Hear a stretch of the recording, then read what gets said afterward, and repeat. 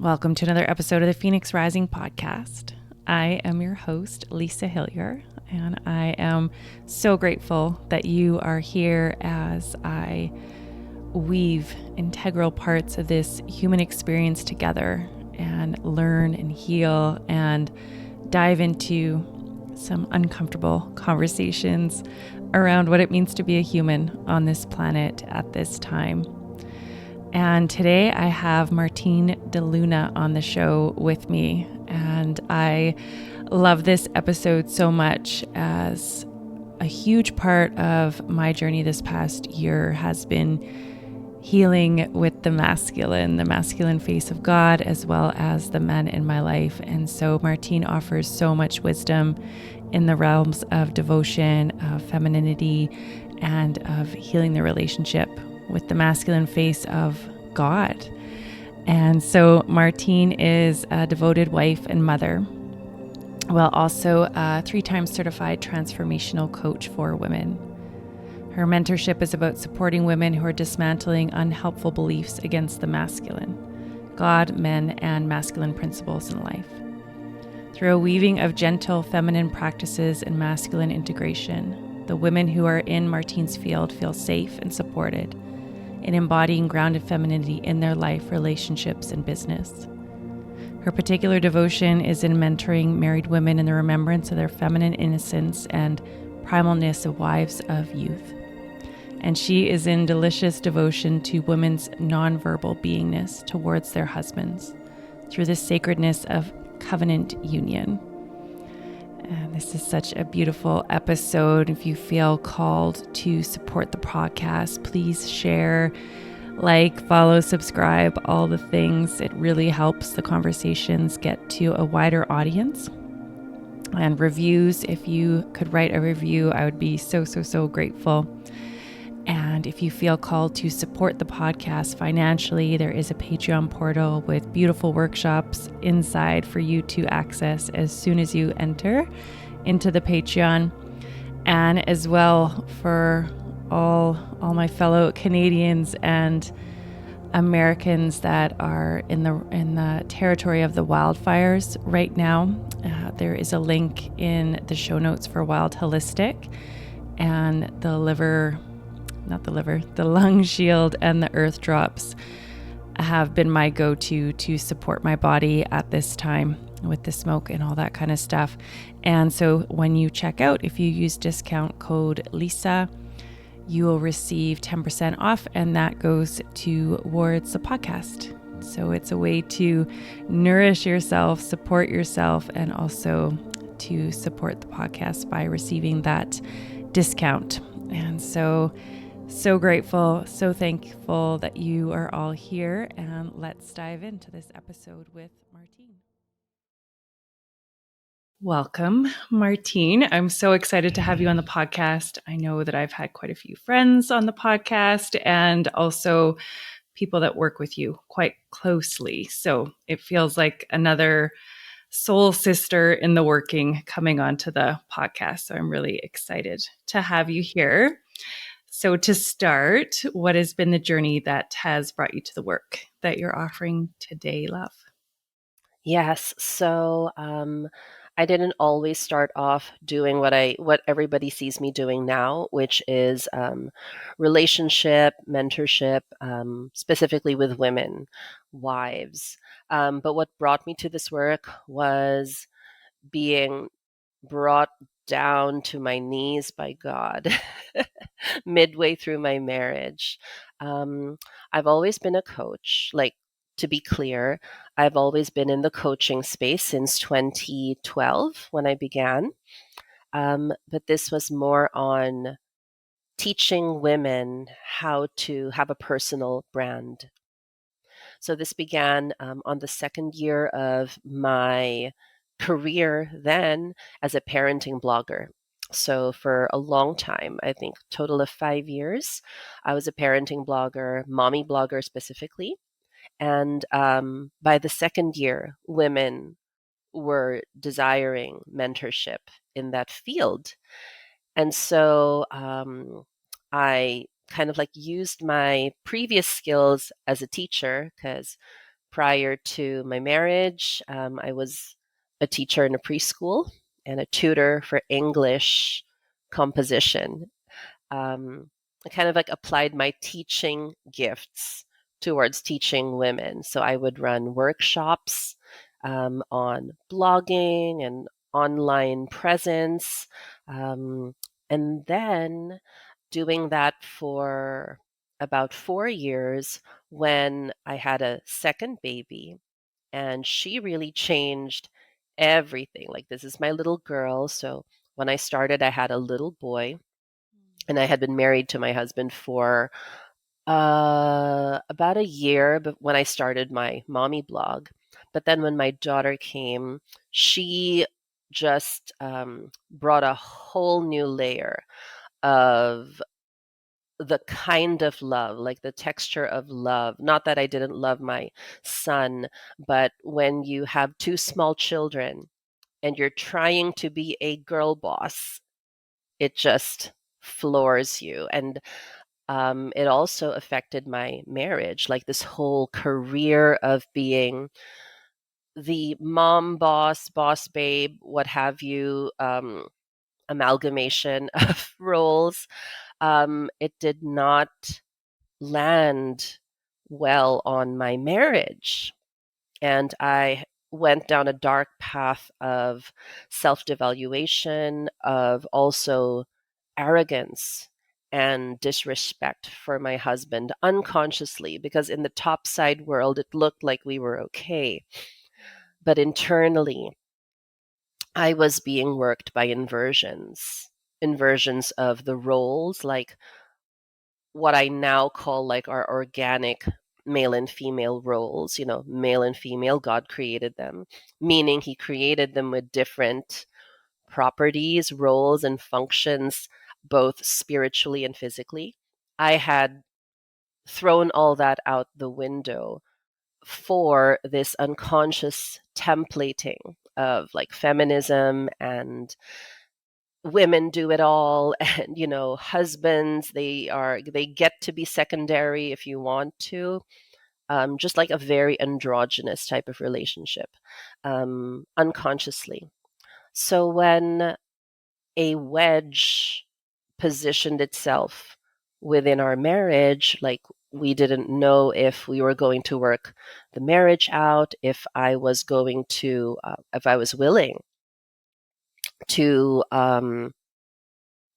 what is the word?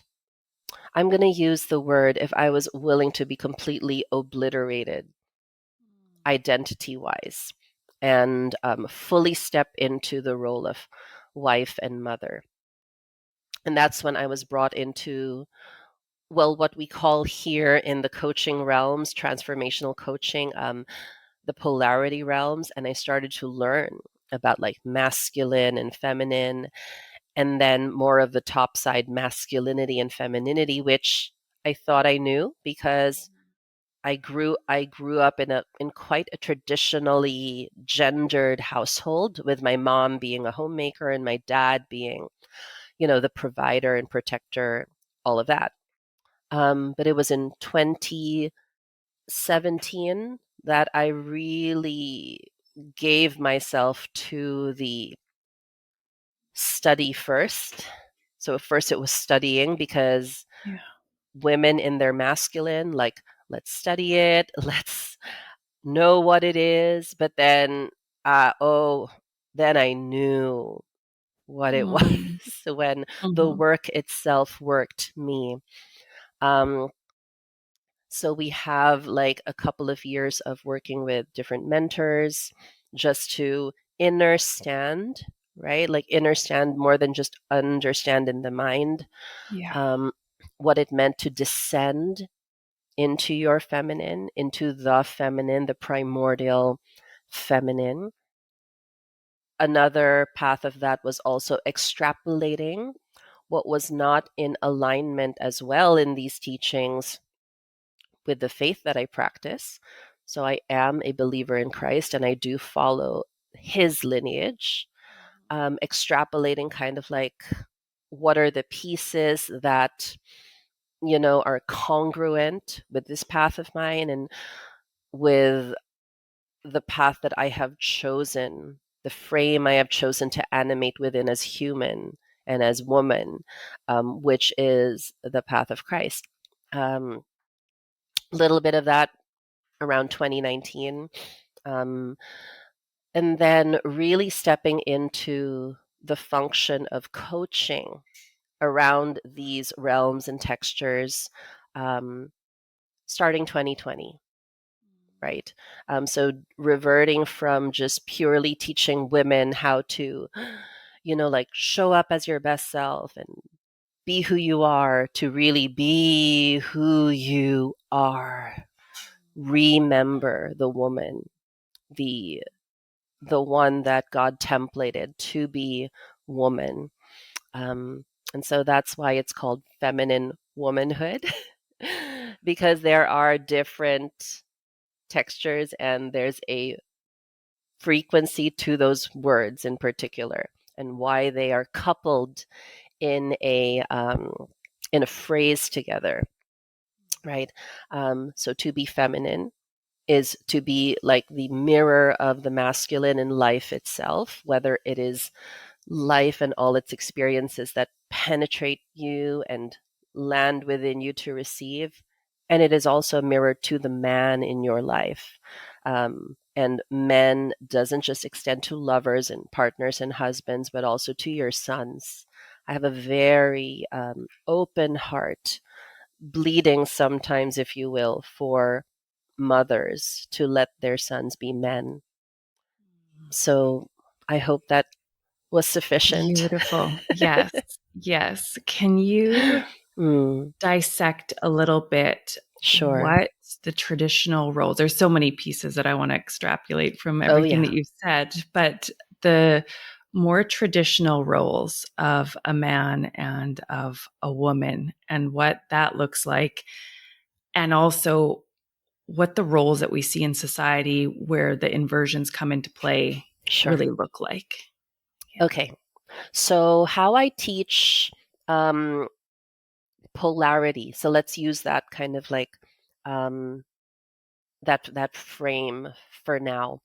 Um, we know it as the masculine and the feminine in the polarity space, like being in the feminine, being in the masculine, and integrating both within you and then in your relationship.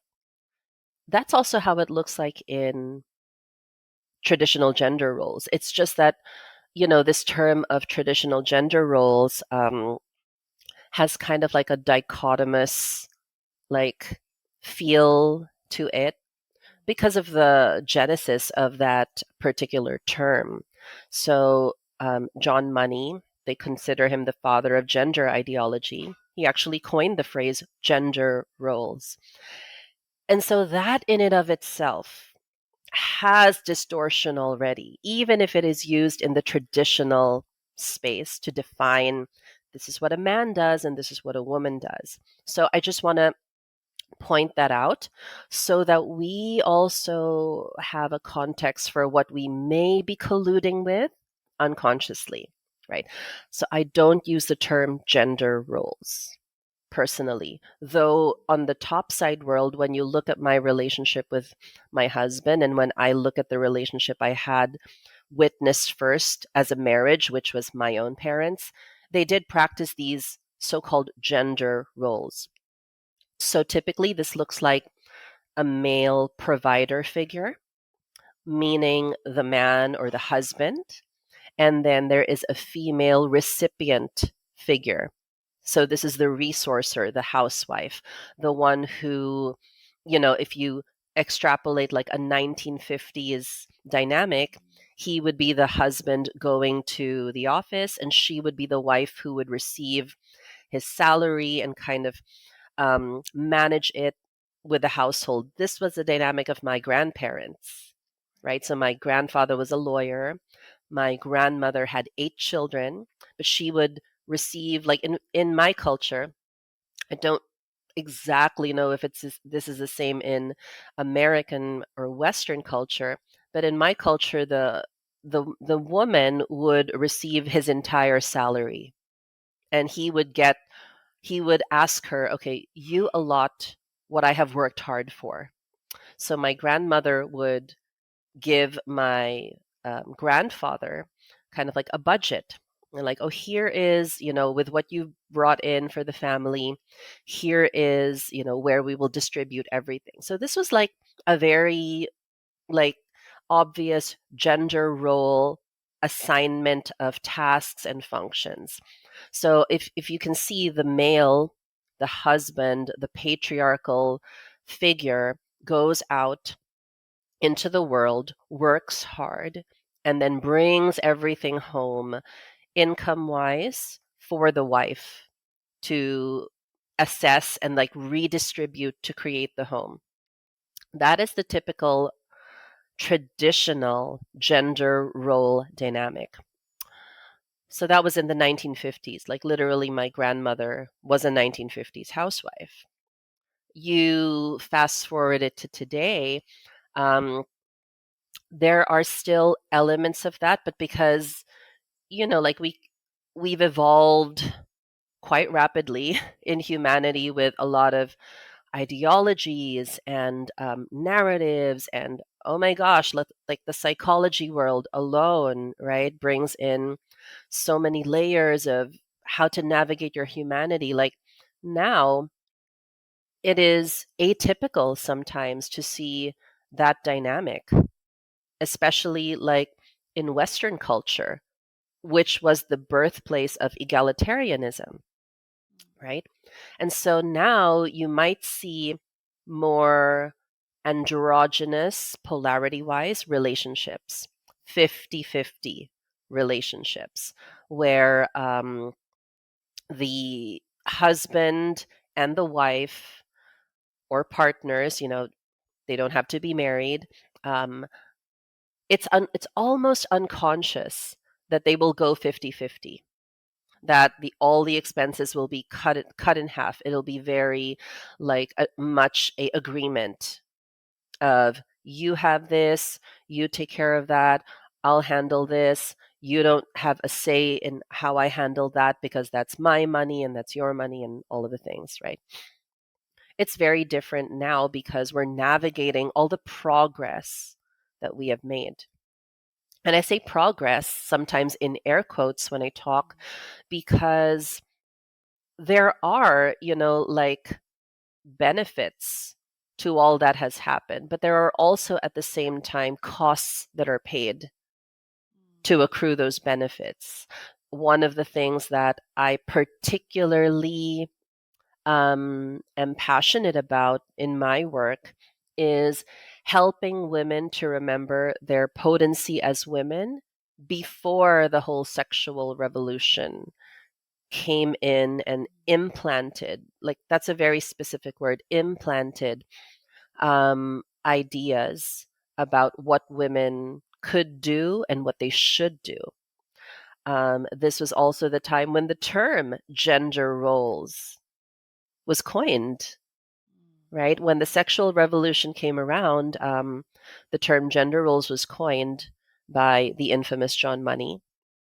And he perpetuated the idea that, because these are just roles, we can switch roles, right? And then the feminists, it just became all one huge amalgamation of what we could have and what we couldn't have, and we can have it all without the key piece.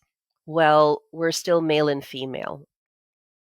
We're still male and female, and a woman, a female, will never know the experience exactly of a man, of a male, and a male and a man will never know exactly the experience of a female and a woman.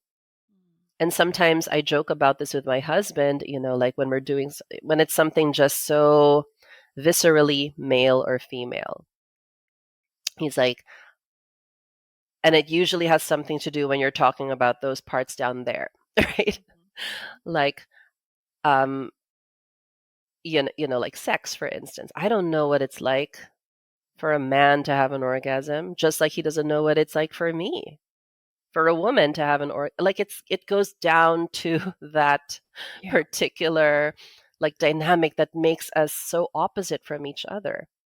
bring that out into the world space of work, business, finances, um, the roles that we get to play with now in society, like how women can be CEOs and men can be CEOs, bring it up to the top side world.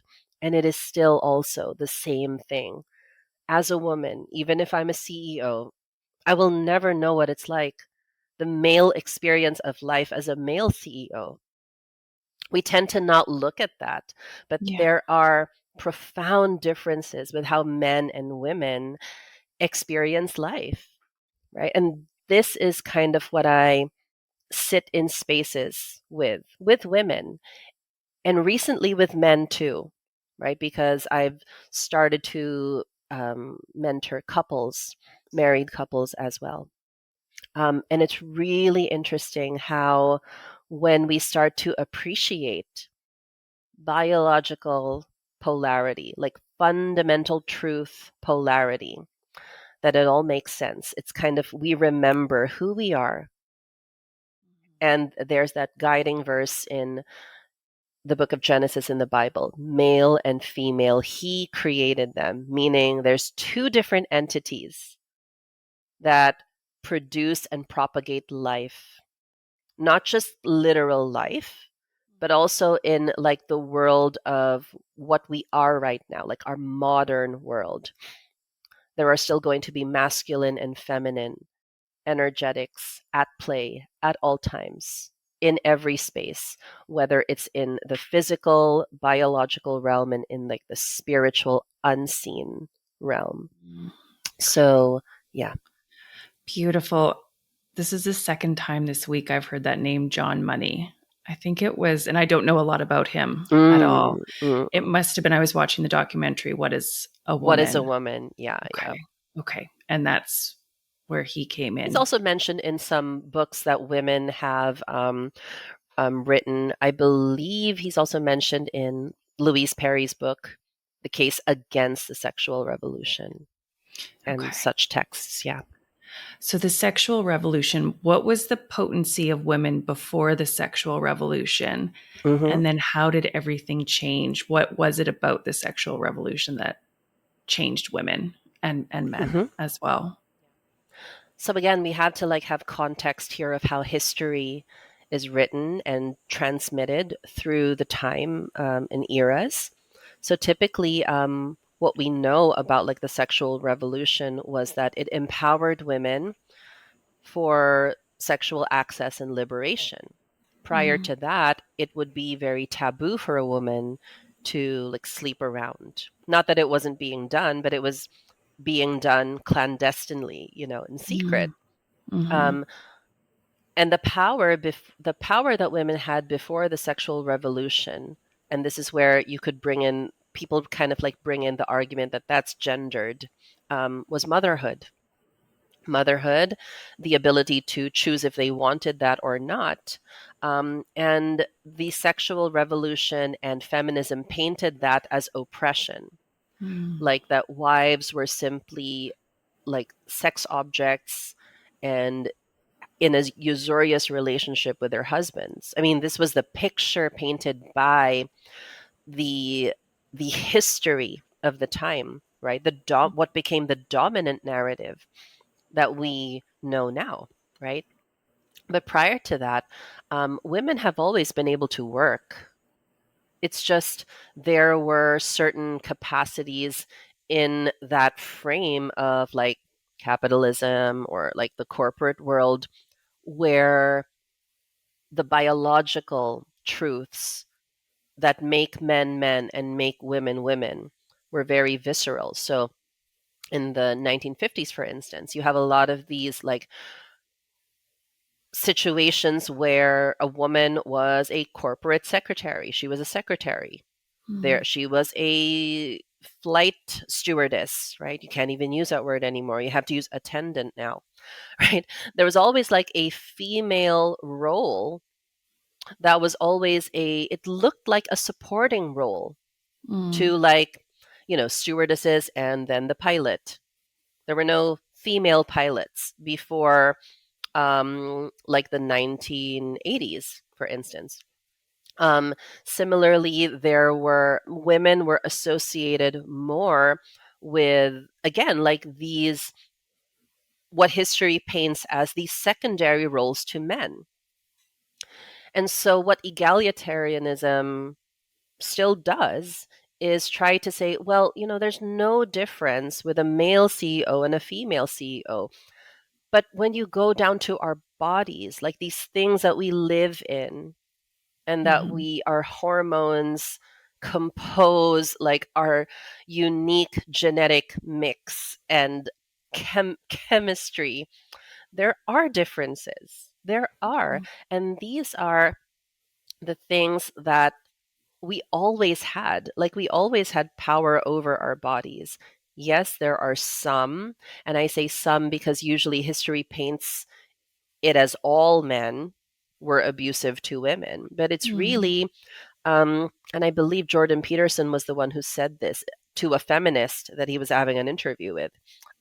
You're limiting your accusation to like a few elite men in society who did abuse their power. So we're talking about the leaders of industry, Mm-hmm. the leaders of like capitalism in corporate America, and building out the entire foundation of what we have now as conglomerates, right? He's like, you're limiting the evil men to a few Right. and applying it to all men. And that was successful. It was a successful venture, because now you have little girls screaming girl power right out of the Mm. womb, and they don't even know why. They don't know where that came from. And this is how we know that women epigenetically have power too, because you're carrying that baby in utero, and then she's birthed into a world where we already know through epigenetics that we carry cellular memory, like in our tissues. Mm-hmm. You're birthing little girls with these narratives that our grandmothers saw to fruition in their generation, because our grandmothers were in the thick of that in the 60s and the 70s, right? Um, so epigenetically, it's in us, and it just feels so normal when you walk into, like, for example, I went to an international school growing up. Mm-hmm. Um, it was quite a woke school, if I may use that word. And I had no idea that it was that. It was just, this is what it is, like climate change, and everybody is equal. Women can do what men can do, and women can do. I was 6 years old, the first time I went to an international school. Like, we lived abroad, so expatriate life brought us into these spaces of melting pots of culture. It was normal for me. I only started to extrapolate this when I was already married. And even when I was married, I was still, we grew up in the church, my husband and I. So in the church, one of the few spaces now that still has those gender roles, right? Again, my voice and my air quotes Mm-hmm. give away my relationship with that word. But they still have that there, and it's both a virtue and a villainous thing, even within that seemingly sacred and holy realm of Christianity, right? There's still like distortions there. And I didn't know, because when I stepped into my marriage, I was like, yes, like, based on how I grew up, he is my husband, I am his wife, like, we will be faithful to each other. But somehow, the whole ideology seemed to seep in, even in that, right? Mm-hmm. Yeah. So it's very, the history of like women's power is very complicated, because our power as women, first, is that we're born biologically valuable. That's one. And that has not been propagated in women and in girls since, like, even prior to the sexual revolution. That was not spoken into. The only time I've actually witnessed that being spoken into, like we're born biologically valuable, is in a science class at the college level, taking up anthropology. That's it. It's left there in the kind of like the echelons of like academia. It should be brought out into the light, into like the lives of little girls and little boys, so that little boys and little girls may know from the get-go that there are differences between male and female, that a female must be protected and the feminine in her must be protected, and that little boys, they must be allowed to thrive and to discover their strength and to use it towards the protection of women, towards the cherishment of women. These are all codified in like biological laws that they study in anthropological studies. But So if is a we, woman yeah, different than born, sorry, love, born biologically valuable? Is a man born biologically valuable?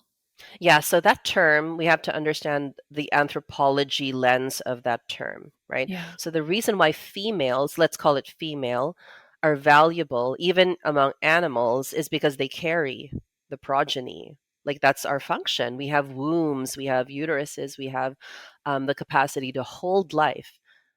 But we need the male to be able to do that, right? And the reason why they use this word valuable is because males in nature, the characteristic is that they are disposable. And again, when you bring men and women into this, the whole argument starts, right? But when you look at it based on nature, it makes sense. So in nature, for instance, you look at a beehive, okay? The only purpose of all the males there is to mate with the queen bee, right? Um, and then after that, they become disposable. You'll see female drones, which what you call like they're not like the queen, they're not the alpha female, right? But they are the workers. They kill the male bees after they have fertilized the female, the queen, and that is why you see a lot of dead bees around a beehive. Those are males that have been disposed of. But the thing is, they know that that is their function. They're like, okay, the purpose here is to make more bees. So after I have done my duty, I will die. Bring that to the topside world. That's actually the function of very masculine men. That's why when you look at our history, the men were the soldiers, the men were the ones that defended the tribe, the men put their lives in front of their wives and their children. And that is why they are disposable according to biological laws. Again, I have to put a caveat around that, those two words. Females are valuable because of progeny. Males are disposable because they live for the purpose to preserve that progeny to the death. And that is why you teach, I hope they still teach this, but like you teach boys how to protect girls. And of course, yes, girls know how to protect themselves. Like my own daughter does martial arts, but that does not remove her from the other aspects of her that make her a potential woman in her adulthood and a girl, like a feminine girl now. Yeah. So biology gives us clues to what is true and fundamental. And then as humans, we have a God given intelligence, we have sovereignty, we have agency to discern, does this feel congruent with like like me being a woman and me being a man? And when we see it playing out like in families, right? My father, for instance, he always taught my brothers, and they are younger than me, you have to look out for your sister. When she's walking on the sidewalk with you, you walk on the outside where the cars are passing. Like I first saw that in my brothers because my dad taught them that and his father taught him that. So again, these are clues to these biological truths about men and women, that real men put themselves in the line of fire to protect a woman.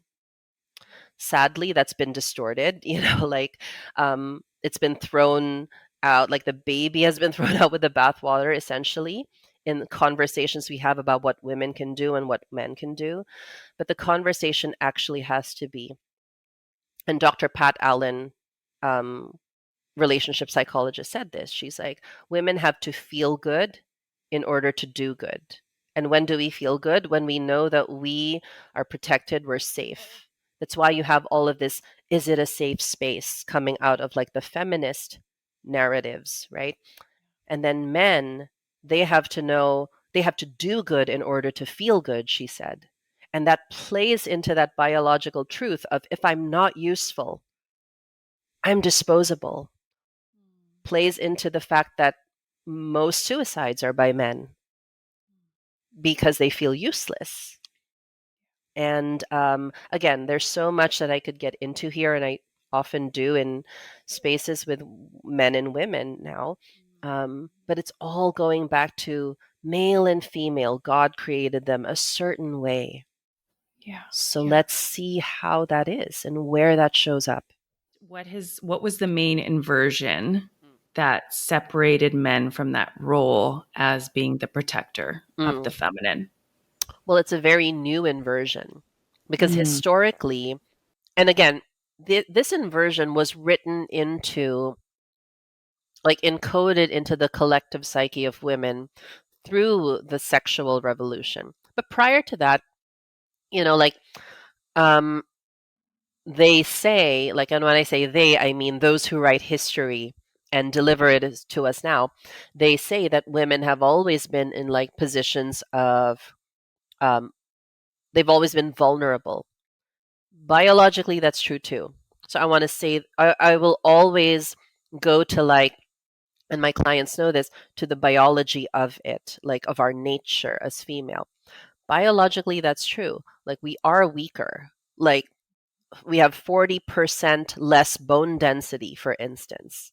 So this is why we can't do certain tasks that men can do, like be construction workers and work long hours driving trucks across state lines, right? These are things that now you see women doing because, we're so equal to the men. So the inversion started when we stopped acknowledging biological differences. And the reason why there is so much around self care for women, and self care and self love, and, take your space, is because that inversion went too far into women doing absolutely everything that men can do, right? And women still fighting, apparently, for things that we still can't do, which is not true, because we can do everything if we choose to, Mm. Mm. right? So it began when we started to see the visible proof that women were occupying traditionally male oriented spaces. I had a client, she works at an oil rig in Wisconsin, and she's like, Martine, how did it get to this? Like, how did it get that a woman, and you look at her, she's a babylicious, she's curvy, beautiful, long brown hair, the best lips, and she works in an oil rig. And she's like, wait a minute, now I understand what they mean when they say women aren't biologically wired for hard labor. Because you're talking about, oh, we have made so much progress that women can now work in oil rigs. Like, she's living the life there. She's like, I'm trying to get out. I'm trying to tell my employer, like, I'm just realizing things about my health, about my body, about how she handles stress. Women handle stress very differently from men because we experience cortisol. We process cortisol in very different pathways. So she was telling me, Martine, I'm so grateful for your work, not because you're telling women to quit their jobs, but you're actually helping us think about the kind of jobs we're meant to do. And it's not working in an oil rig in Wisconsin from 5 p.m. to 5 a.m. on a night shift. A man can do that. His biology can adjust to that. A woman will destroy herself and her body trying to do what a man can do. So, this is an example. The inversions began when we started taking male jobs and consequently bringing down like the wages that men were able to bring in because we're supposed to be paid in the same manner as men are meant to be paid their wages, right? So the inversions began happening with that. When we started to deny, like, there are reasons biologically that women aren't meant to work in oil rigs, aren't meant to work in like the military, right? All of these things that traditionally, I try not to use that word, biologically were taken up by men. Because what were the women meant to do? Women were meant to do supportive roles, supportive aspects of holding like a structure of a business together. Women were really meant to be in the roles that didn't have them forcing their bodies to do something it wasn't built for. So I would say that that's when inversions began, and we're feeling the consequences of that now. um, I have a very good friend. She is in corporate. She works for uh, Forbes 500 company, and she's been doing that since she was 25, and she's 42 now. And she's like, I don't even remember like what it's like to do what you're doing, to be at home and to she's not married too, not to say that there's not anything wrong with a woman who is not married at 40, but she's like, life just goes by so fast when you're in this lifestyle of the fast-paced corporate life, which was actually designed for men at first, right? So we see the inversion very viscerally when we look at a role and we kind of like step back and say, okay, according to nature, according to biology, is that role suitable for the female, or is it more suited for the male, both the biology and the psyche? Mm-hmm. Yeah. Yeah. So for you, looking back to when you were a boss babe and Hmm. in that realm, how does your life look different now from then? Okay, so just to define what being a boss babe was back in 2012 to 2015. So I was very visible because I was in the online space. I had a mommy blog. And typically, when you have a mommy blog, you represent brands. You're tapped by PR companies, and used as a part of their kind of like their campaigns and such. So it's very much a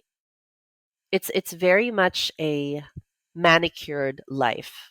Like, you have to present yourself a certain way when you are out there, and your life is the commodity. Like, especially if you're a mommy blogger, like I was. Um, my son, my daughter, when she was born at the tail end of my career there, they were seen as, oh, like, what products can we send for this person to use, and their children will appear on their personal platform, right?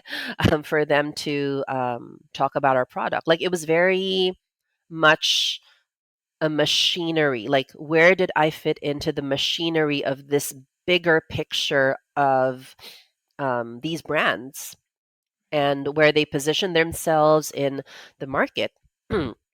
So being a boss babe for me meant still working for other people unconsciously, right? Because I was representing brands. I was, utilized by PR companies to propagate their campaigns, to be a key figure in events. It was very glamorous lens wise to other women. But when I look back at what it was like at home, one of my biggest regrets was I was so far removed from parenting because I had to be kind of a influencer type of person and appear to be a parent.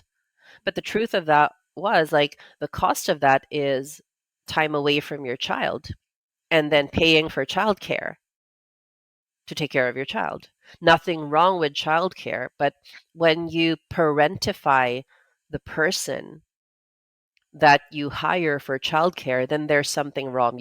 I absolved parenting unconsciously to be able to present myself as the picture of parenting, right? And that exists in all fields where you have working mothers, right? We just don't talk about it, Yeah. right? Um, we read about it like in mommy forums and in parenting, communities and memberships, women who have to do it all and complaining like that they have to do it all when previous generations fought so that we could do it all. So it's very confusing. To be a boss babe is to collude with a lot of confusion of what you asked for unconsciously. And I use the word unconsciously a lot because that was my experience. I bought into the whole um, juiciness of, yeah, like moms get to have it all. Moms get to have their cake and eat it too. I think I attended a conference called that at one point, Mm-hmm. or I participated in an online summit of that name. Like, have your cake and eat it too, right? That is what is propagated with the boss babe lifestyle as a mother in particular, because you're not told about the long nights that you have to be awake and managing your brand and making sure that things are on point when you present the finished product, like the blog post or the article or the campaign on your Instagram. Nobody talks to you about the time that is extracted from your relationship with your children just so Yeah. that you can meet the bottom line of the brand that you are working with, right? And again, it sounds like I'm bitter talking about this, but I actually enjoyed it while I was doing it, right? Because I thought this is the boss babe life. Like, this is what they talk about when they say women can have it all. But eventually, because of how we are built as women, there's going to be some kind of resentment even for that. And that's what happened with me when I had my daughter. Like I said, she was the catalyst for a lot of things that changed for me. When I had my daughter and I had my 5-year-old son, I had this aha moment that, okay, I'm a boss babe, but I hardly know my son.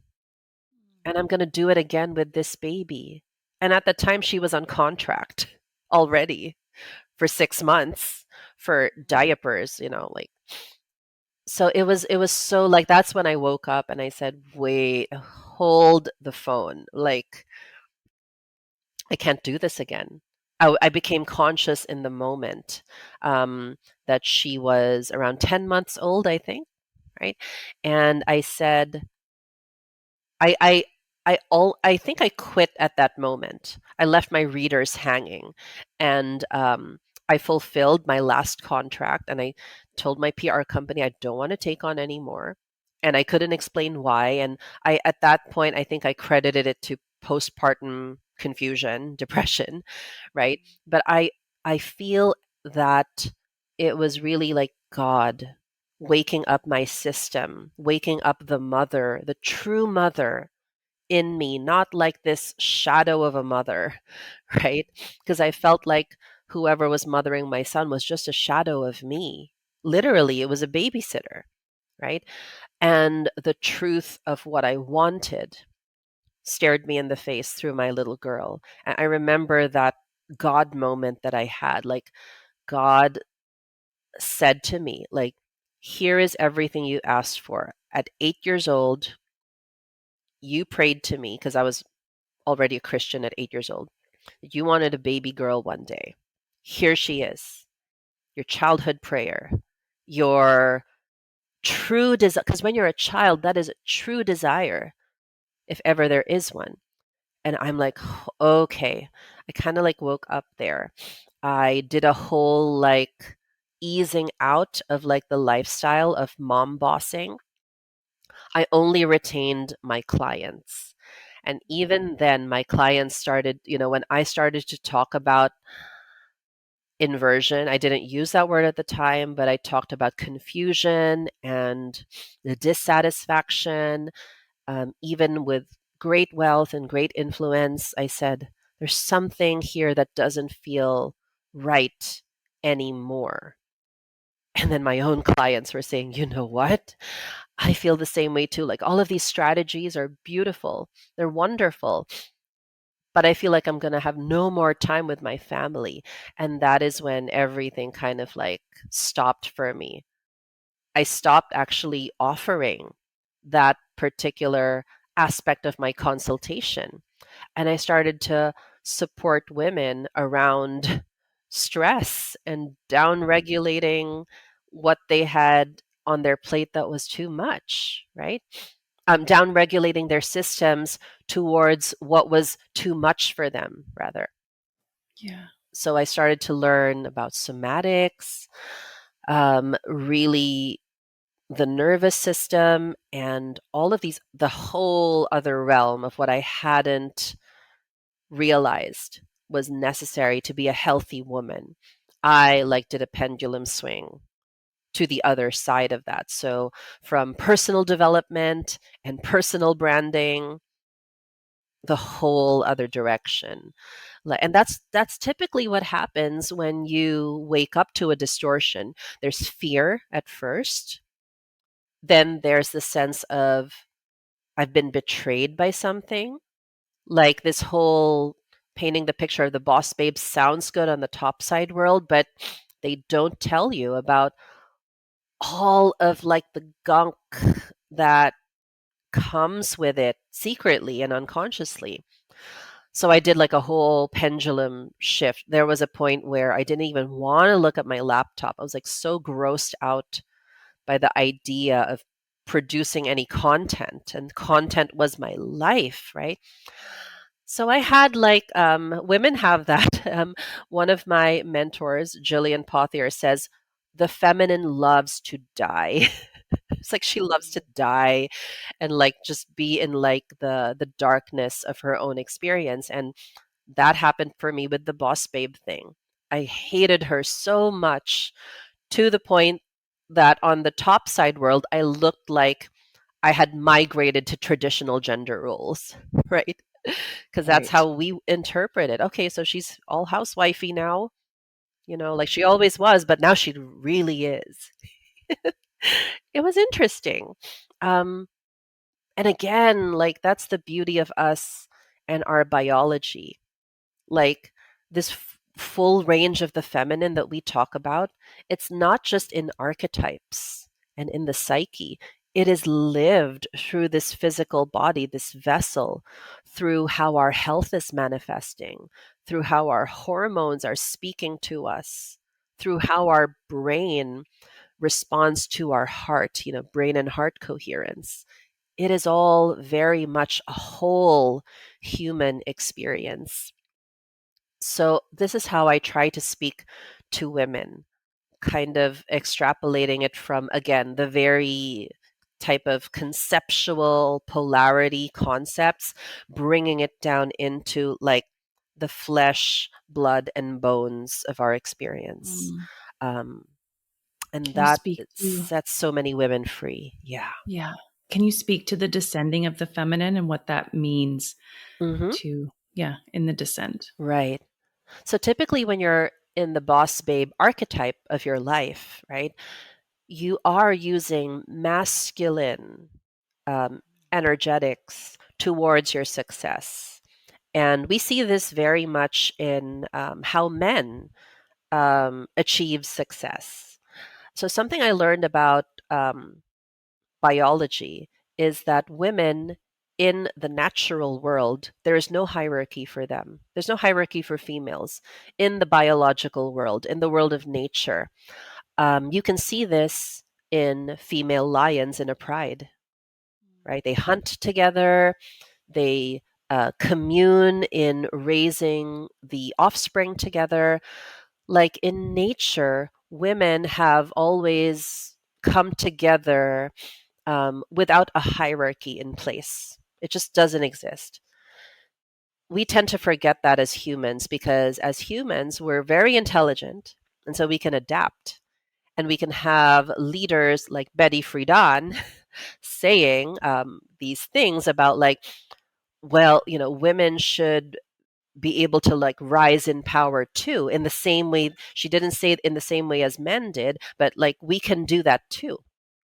But what feminists essentially say to do it like men do it, and that is just like not possible biologically, like in the brain and all of these things. So hierarchy is very useful for males, very useful, because it allows the strongest male to have access to all of the females that are needed to carry on the strongest gene. So you see this in gorillas. Like there's a silverback gorilla, and then there's all the smaller males around him.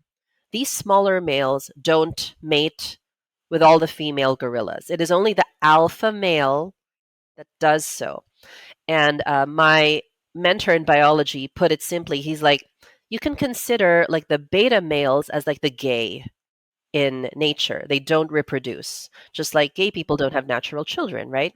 So their purpose is not to reproduce, their purpose is just to exist, right? So beta males in nature are under the male. Their only purpose is protect the females, protect the tribe. If we die doing it, then we're being male, right? In the topside world of humans, this is why males compete, and it feels good to them to win and to show competence and to show excellence because it is hearkening to that hierarchy that exists in nature. We're a part of nature, right? Like humans are a part of nature, but we forget that we are. And so when you see like a feminized man, and we say feminized not because he's like a woman, but because he's in that part of his behavioral mechanism and chemistry that essentially he stops achieving. He stops that kind of like male type behavior of competing with other males. And caricatures in the world of content, Carnivore Aurelius does a really I love following Carnivore Yep. Aurelius because he produces these memes about like feminized men. So a feminized man is a man with pornography vice, smoking, drinking. Like these are men who need substances to cope, right? That's a man in his feminine because he needs to kind of like just survive life, but not achieve, right? And so like this is also the man who um, he can't like get a woman, right? He's dating, but he's not like getting the type of woman that he wants to marry. And so even men who are in partnerships and situationships where they are not rising to being the hierarchical male, like the excellent male, right? One who is worthy of taking on a partner and taking care of her. He's a feminized man too. It's very interesting because we tend to minimize like femininity and masculinity to just, oh, women who have makeup and wear dresses and talk a certain way, they're feminine. And like, oh, men who go to the gym and then they work out and then they sleep with a bunch of women, that's masculine behavior.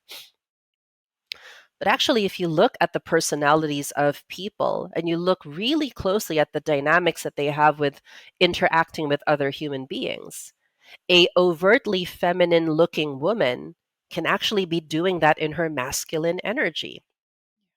And a man who might be overtly masculine in terms of like the visuals, like what he presents out there, can actually be doing it from an egoic sense of the feminine. I recently learned this from attending, again, these sessions with my mentors, this one in particular, by a doctor. And he was like saying, you know, those men, when you see them online and all they're doing is just posting their workouts and like their muscles and their face, even if they're men and they're male, that is a very egoic behavior and manifestation. And the ego resides in the female area of the brain. And so, to humor us, because this was a class of all females being mentored by a male, you could say that a man who is full of himself is like a woman. Because the ego is in the female aspect of the brain, right? So he says, Interesting. like, we need to know, like, and use this in our discernment factors for people. Like a very masculine man is probably not even in social media at all, unless he's running a business and it's his marketing platform, etc. But like real men are out there doing hard things, usually for their woman, and then coming home, wanting a peaceful home that his woman has managed and taken care of for him. Like somehow this angers feminists. Like somehow this has become oppressive, right? And some women have taken on that narrative too, but it actually is a very organic microcosm of what's happening in nature already.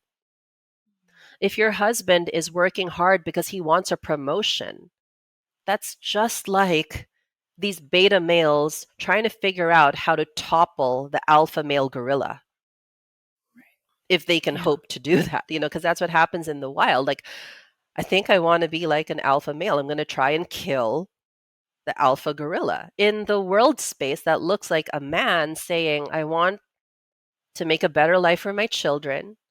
I'm going to work hard and get this promotion against this other man who's also vying for the position. It's the same thing, right? Same energetics, different like embodiment because of we're human and that's nature, but we are still a part of how nature operates. We are still operating under natural law, Mm. right? Which is the unwritten Yeah. law, but it is the truth, the fundamental truth of who we are as humans.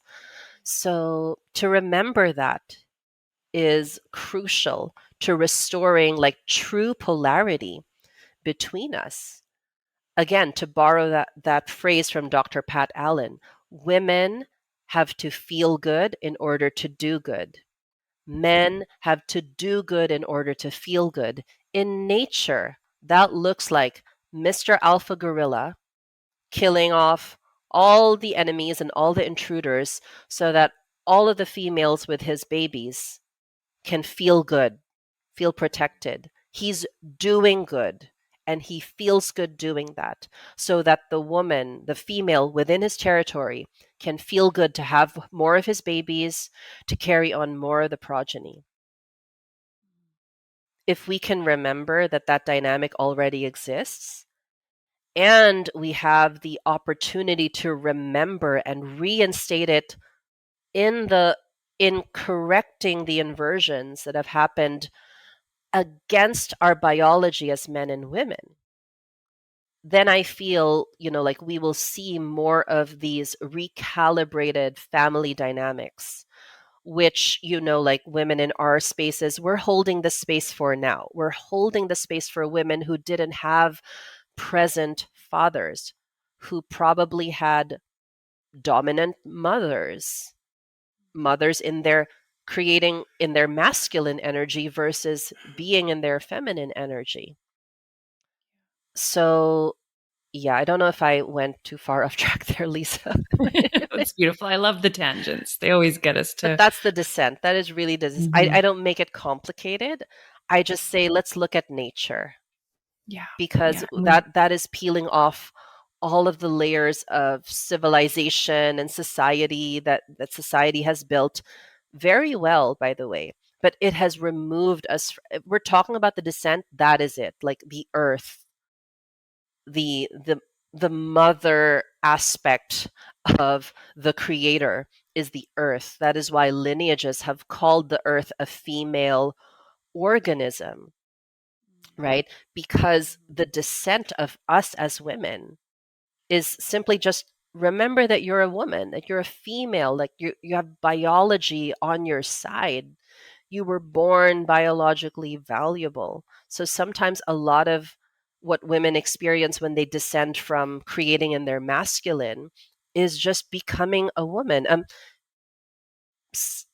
Monitoring the feminine cycle, for instance, is one very obvious descent, Yeah. right? Yeah. Because it's allowing like the disruption of the systems. Like one of the things that I liked about my dad, for instance, and I didn't know this when I was 13 years old, was when I'd have my period, I was allowed to stay home. That's unusual, because we have tampons and such toilets in our schools, but my father allowed me to stay home when I was having my period as a child. That's an example of a dissent. Usually you won't hear that in the polarity space, right? But that's an example of a dissent. It's like get out of whatever programming and implants you're living by and remember the femaleness of your own body and being. So bringing women out from the field of masculine energy is simply inviting them into like relationship with their physical bodies first. Because then Yeah. when we are stable in the ground of our own womb, of the earth, of our biology, then we can more easily sort through the psyche, which is where all the implants have been made. Right. Yeah. Yeah. Yeah. It's like taking that knowledge and learning that you were speaking to earlier when you were Mm. kind of in your transition from boss babe into this world, like learning all you could and then Yeah, trying deeply to embodying learn it. it as concepts, but Yeah. postpartum depression, my little girl being very needing kangaroo style care, right? Yeah. Like total opposite of my son. So the body will always bring us back home to our organic, like feminine, female template Yeah. always. Yeah. Yeah. What, just with you and your work with couples, when working with couples, what are the main concerns is the word that's coming to mind. That's not the right word that I want to use, but concerns from the men. Like what are the main trigger points Mm. for men? Oh, this is very multivaried because okay. So usually when I receive a couple, um, I'll try to categorize it into two. Category one might be a couple that has been in these spaces receiving input about polarity and relationships and gender roles and such, and they would like to have that. Like they would like to extrapolate what has brought them to where they are so that they can occupy more of like these traditional so-called gender roles where he's the provider and she is the recipient of that. So that's one category. Other category is a couple already occupying those gender roles, but the man and the woman unconsciously both in masculine energy. And there's no awareness for the feminine at all, even within a traditionally gendered relationship. So the first, these couples are depolarized. Like if we're going to describe it with any accuracy, the 50-50, the androgyny of masculine and feminine. Typically, they're easier to I don't want to like judge my clients, but like typically they're easier to explain and lead through certain practices of depolarization, right? Because it's so obviously androgynous on the top side layer. So the husband starts to value something as obvious as making more money, for instance. Like, let's make it very obvious because that's not really it, though. When you look at biology, and this is something that I tell women all the time, like, stop making your money as the woman, as the boss babe, the identity of breadwinner in your relationship. Because your man has to actually be the breadwinner if you want to restore biological polarity here. What is a breadwinner? So for couple number one, they're androgynous in terms of like the energetics to allow the man to feel like he is the evolutionary provider. And an evolutionary provider has always, through time and our entire existence, been like the male silverback gorilla. He protects, he provides the basic aspects of the territory. So in a human relationship, that looks like paying the bills, the utilities, because that keeps the house up and running. Um, Paying the mortgage, right? These are all basics. It feels good to a man biologically if he is able to provide these evolutionary basics. So that's typically one very practical prescription that I encourage these couples to activate, like in their lives. So if they've always split the bills 50-50, the man will look at it and say, okay, I will work to take care of the mortgage because that makes me feel like I'm doing good as a man. Again, to borrow the phrase, he needs to do good to feel good. And then the woman, and again, I'm being very, very like visceral here. The woman, let's say she's making an income, right? The agreement here is, well, what feels good for you, honey, to put like money towards? And usually for the woman, what makes her feel good is the food. Like not so much like the regular monthly bills that come with having to secure the territory, aka the house, right? But like what is natural and organic for her is like the food. So that's a typical problem solved evolutionary wise, according to biology, according to male and female nature. Sometimes it starts there with, okay, let's drop the 50-50. How would that look like in the relationship? So typically, man uses his resources for the evolutionary basics, like the bills, utilities, the mortgage, the things that a biologically healthy male needs to do good so that he will feel good health wise, like mental health wise, purpose wise, etc. And then for the woman, like what makes her feel good is when she knows she's within that evolutionary design of protection and provision, and her money, it can be used for, I like to call it like the icing on the cake, right? So upgrades on vacations and like food and um, putting it towards like legacy funds and investments for the children. Like this is a very like clear example of how category one starts with the depolarization of things. Was that good, by the way? That was Okay. great. Thank you. Yeah. Couple number two, category two, where you have the traditional gender roles in place. So he has always been the provider, kind of like this benevolent patriarch figure. And the wife has always been like the homemaker, homeschooler. Usually these are the types that I have, like homemaker, homeschooler, mom's the word type of woman. But caveat here is she's still burnt out.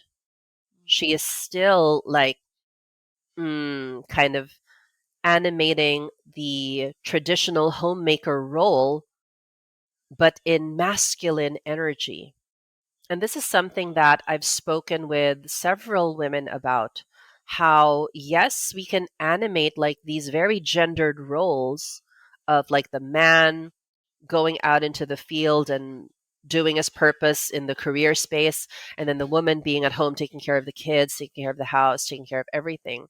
But if she's doing it in a way where she's trying to do good in order to feel good, it is still an inverted relationship.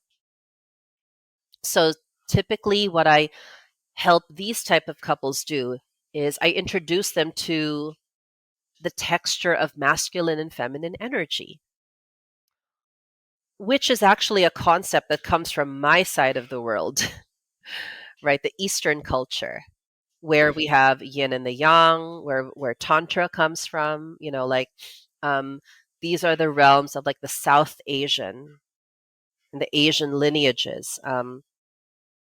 So when I explain to a couple about feminine and masculine energy, I like to use the yin and yang model. It's just very teachable, right, as a philosophy. So teaching the and woman how to appreciate yin energy, which is feminine energy, which is the energy and the characteristics of being. And so a lot of men, for instance, a very recent case was, okay, this man, he was like, oh my gosh, like my wife and I, we do 75 hard together.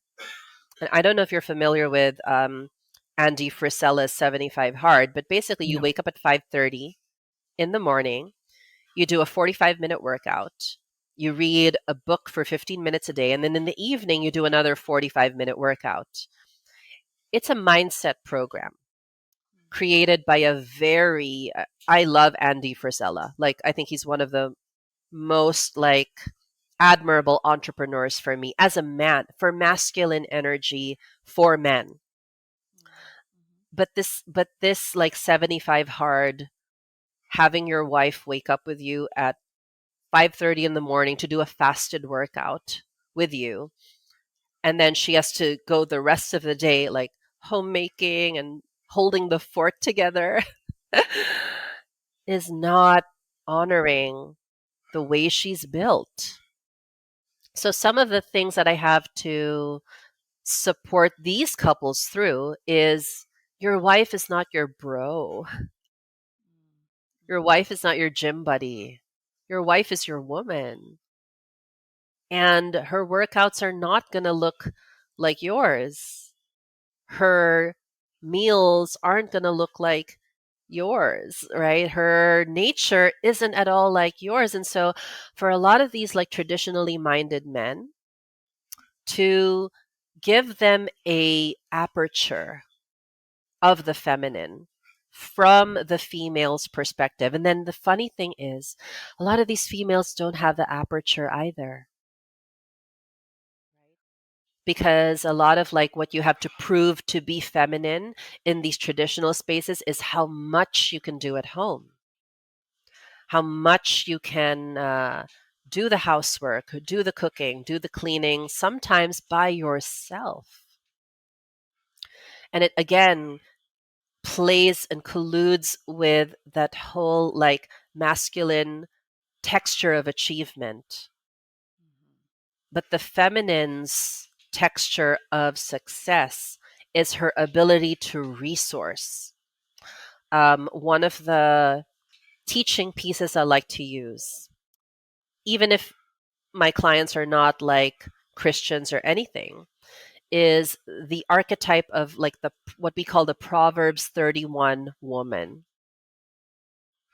So the book of Proverbs is a very ancient wisdom text, both in the Judaic lineage and in the Christian lineage, right? And it is written by men, but through the lens of the first part is from a wise woman to her son. And then the second part of that collection of text is from a father to his son. Proverbs 31 is from the section of these books where it is a father advising his son. And it's an entire like soliloquy of like what it is to find a worthy woman. And it talks about this woman, she manages her husband's storehouses. She oversees like the servants. She wears purple cloth, which was like the fabric of the rich. All of these things. She is clothed in dignity and all of the things. What a lot of women confuse this woman with, this archetype with, is that she was doing all of this by herself. But for a woman to actually not be oversaturated in her yin, by the way. So when I speak to women about being in your feminine, I am not saying like you don't do anything. But again, hearkening to the good Dr. Pat Allen, you have to feel good to do something good. So this Proverbs 31 woman was a woman of wealth, literally, but she was actually a master delegator. And that put her in the feminine energy of what she needed to be to her husband was, as the text said, a crown on his head.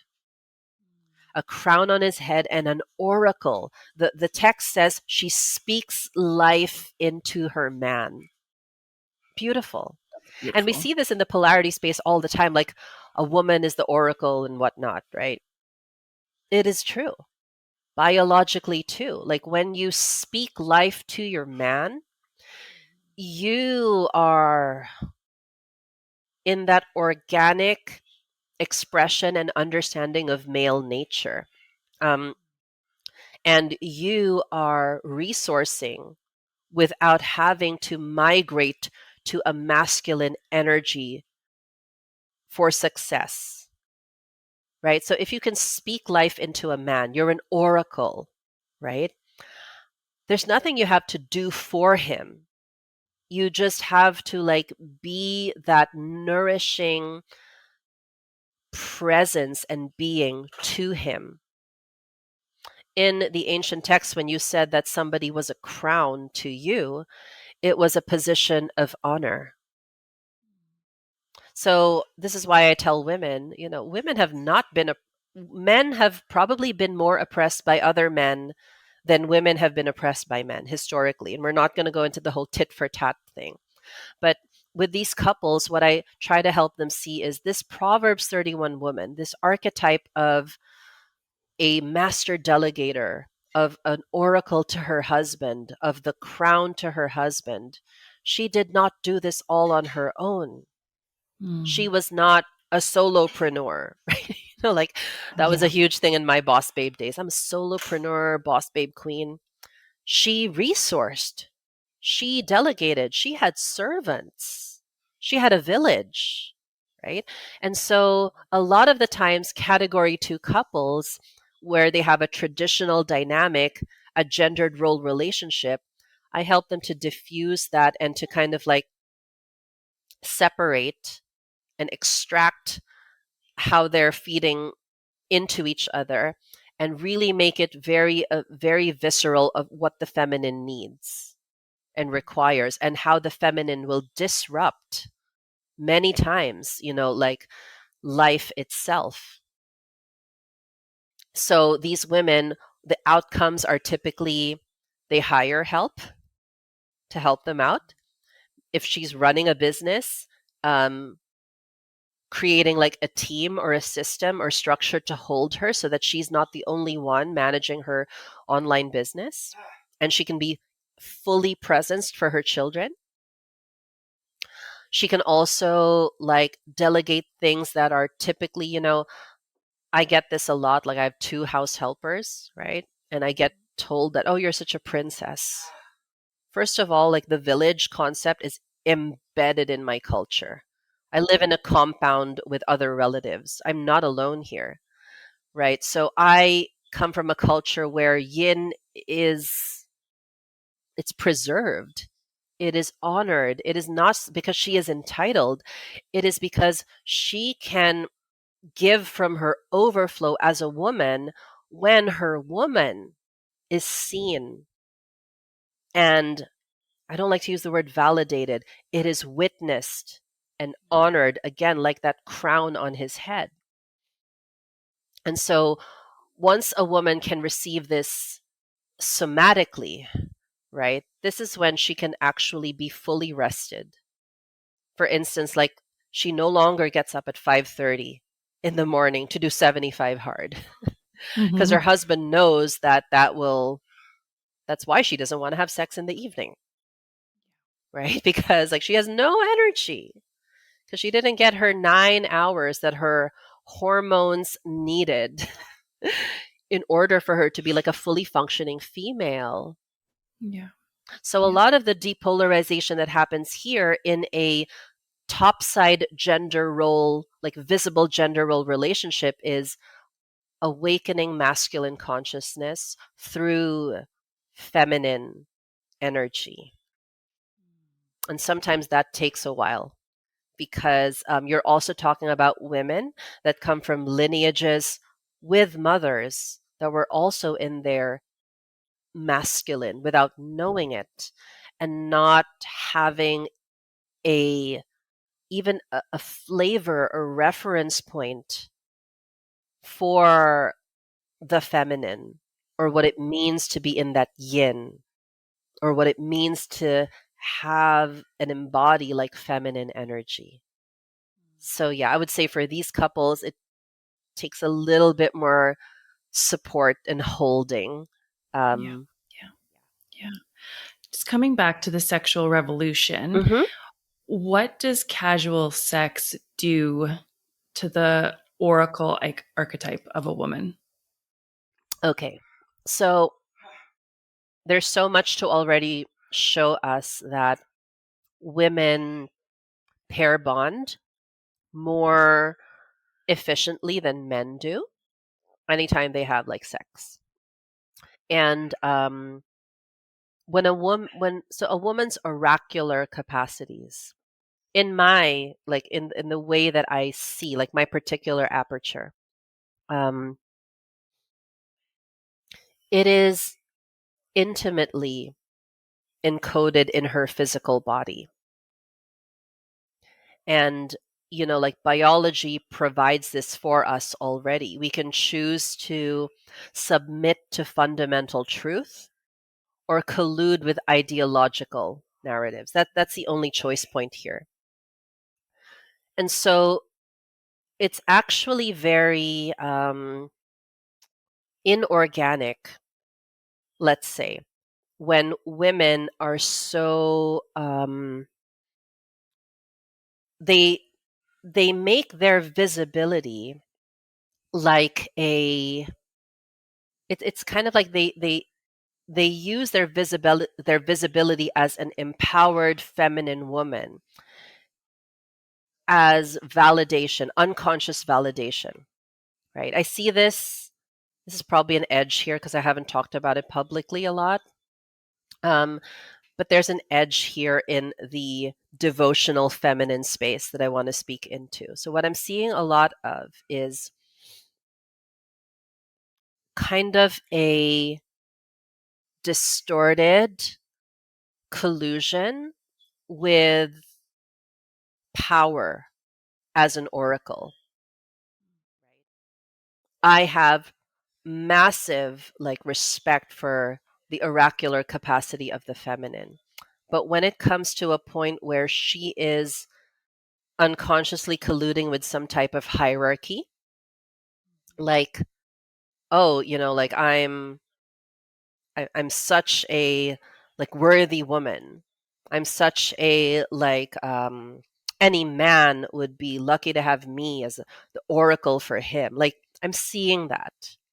I'm seeing that and it feels a little bit like what goddess culture, which we've dismantled a lot of, what goddess culture was a couple of years back.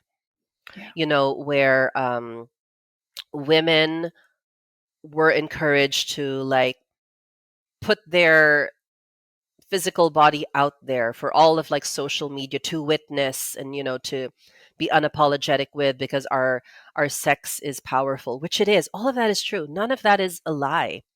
All of that is true. But one of the things that is What happened? unique and must be protected in the feminine is her secrecy, her sacrosanctness. And this is deeply tied to our biology too, because once a woman has had multiple like sexual partners, it is impossible for her to be an oracle to each one. The quality of like the female oracle, like if you look at my lineage, for instance, so I come from an Asiatic lineage, and in my country, females were considered priestesses, right? Wounded soldiers would be brought to the babaylan, who was the female priestess, oracle slash doctor in the tribe.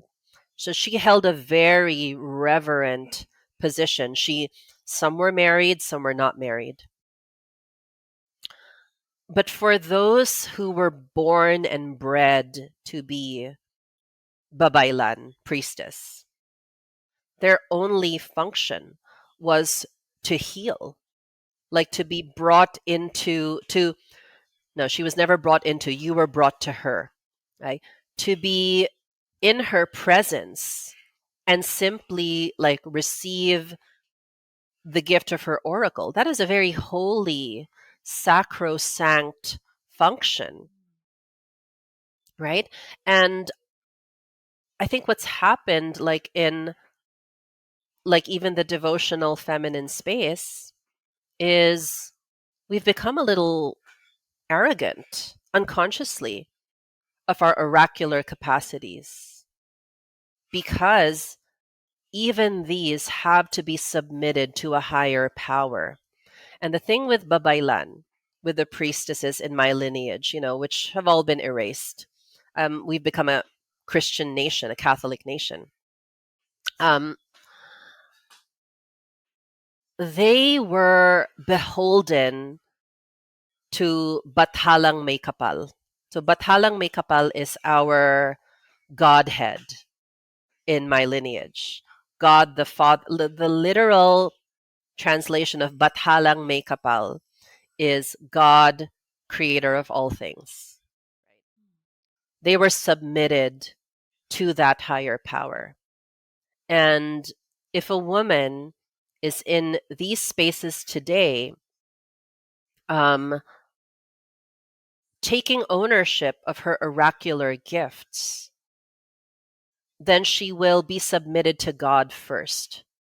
Otherwise, that channel is not clean, right? Just like in in hookup culture, a woman who can bed as many men as she can is not a clear channel, because she is colluding with an aspect of her nature, with an aspect that is not of her nature. She's colluding with an aspect that is not of her nature. It's not in the nature of woman to bond with several men.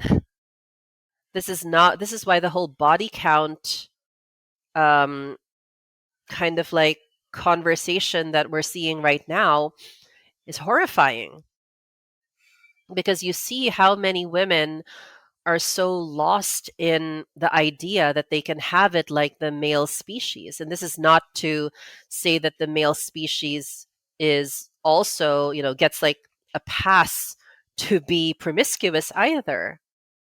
There's also distortion in that, right? But it's to understand that if you are and consider yourself to be an oracle, you must first be submitted to God. 100%. This is why in my like deeper, more like non-tangible spaces where I teach union, right?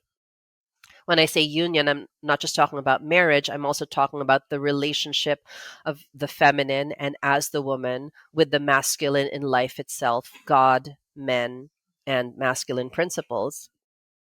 I remind women that for you to actually be in right relationship with the masculine and with men is to understand that that involves your biology too, your physical body, and how you can't simply overwrite what the creator, bathalang may kapal, has encoded, right? And the lineage of these priestesses that I find so fascinating is how deeply honorific they were of the created being. All we are is a channel of God's love, vessel to receive like what the Father means to bring to creation. But none of that is ours. None of that is our power. None of that is our own provisioning to the collective. It is all like simply something we receive and resource, just like the archetype of the Proverbs 31 woman. Her husband did all of the acquisition of the land, all of the acquisition of the servants and the people. She was the resource and the oracle. She spoke life into him so he could do that. He gave to her into the storehouses, which is a reference for the grain houses and the gold, so that she could resource.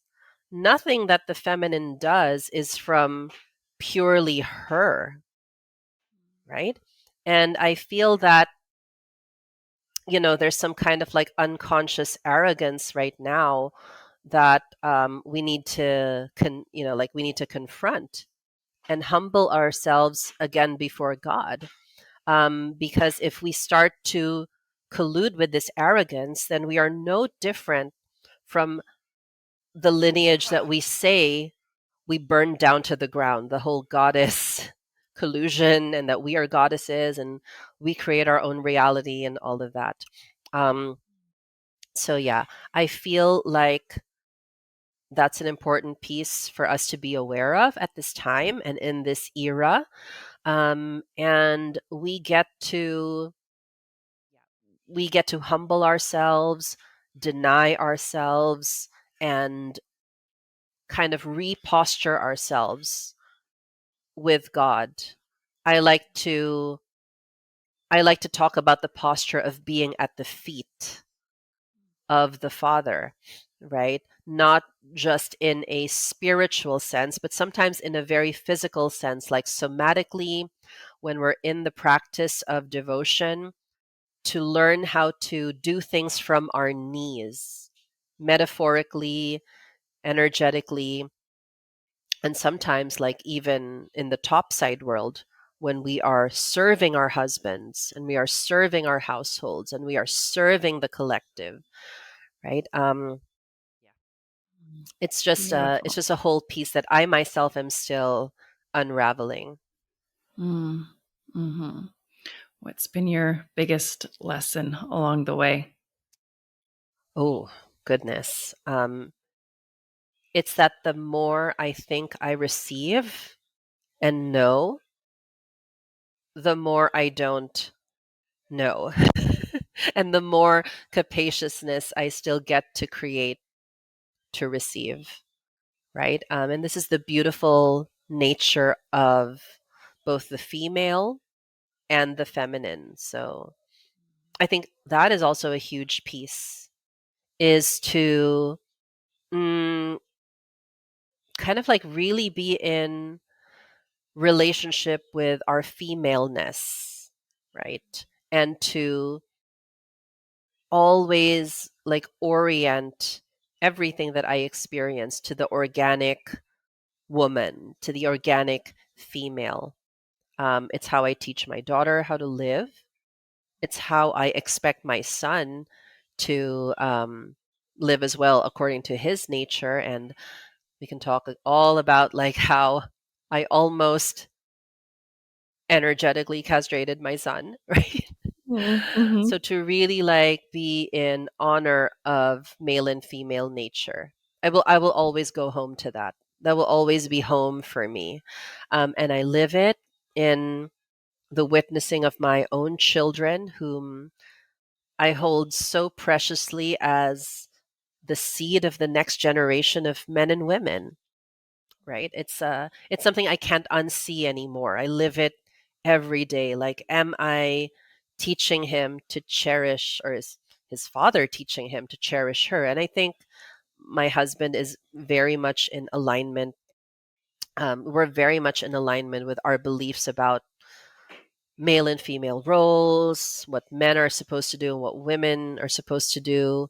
Um, I think for anyone in a marriage, that also has to be something that um, typically it's the woman that speaks life into her man to inspire that also in him, like the masculine rising in him. Whew. So yeah, that would be the biggest piece for me. Like, and the guiding Bible verse I personally have for that is Genesis 1:27. Male and female, he, like the creator, created them. And he saw it and it was all good. So there is good in all of this, even in the things that are sticky and icky and uncomfortable to bring to the light and really be confronted by with the truth. Um, but it is all good, all good. Beautiful. Thank you for that very Mm. powerful conversation. Is there anything on your heart, any offerings that you have? Where can everybody find you before we close? Okay. Yeah. I tend to run everything off of Instagram. So I'm on Instagram at Feminine Womanhood. In terms of working with me, I have two different memberships. So I have a membership for wives. It's called Ravished. And these are more of like a dive into like the energetics of marriage, union, that sort of thing. And then I have another membership. It's called Pursued. And this is typically for the single woman that is marriage minded. So if you notice something about me, I'm all about like healthy, whole marriages. So I believe that that's what God has called me to hold the space for currently until he says something else. So if any of your listeners resonate with those spaces, then that is how to kind of like come into my world essentially. Beautiful. And it'll be in the show notes where everybody can Okay. reach out to you. Yeah. Thank you so much for this conversation. It's been such a pleasure. Thank you, Lisa. I'm so Yeah. honored. Thank you so much for joining me for an episode of the Phoenix Rising podcast. Please like, share, download, subscribe if you enjoyed this episode. And I will see you next week for another episode on the Phoenix Rising podcast. Sending so much love.